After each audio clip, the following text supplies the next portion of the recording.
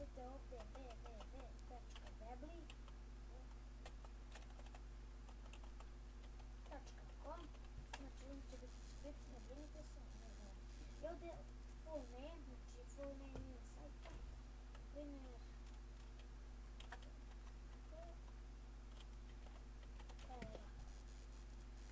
primjer, znači pustite vaše ime.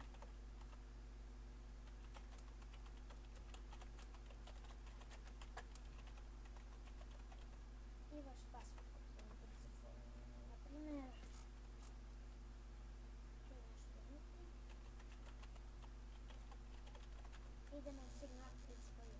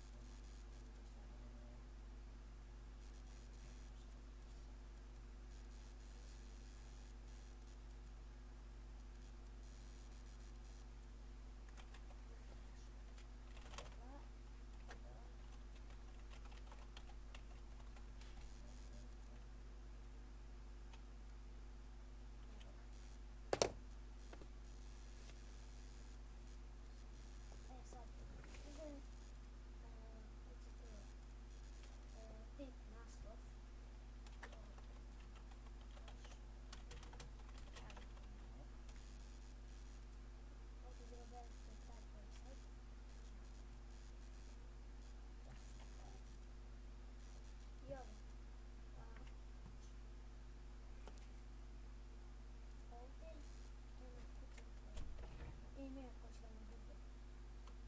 Primjer.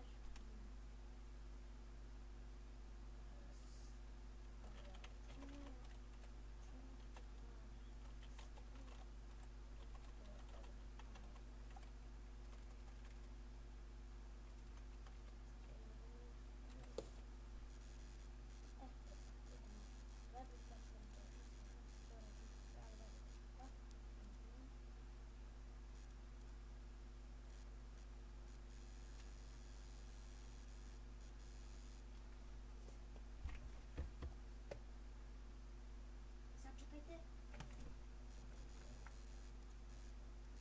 Vidite, vaš sajt sada izgleda, možda dodati nešto, video,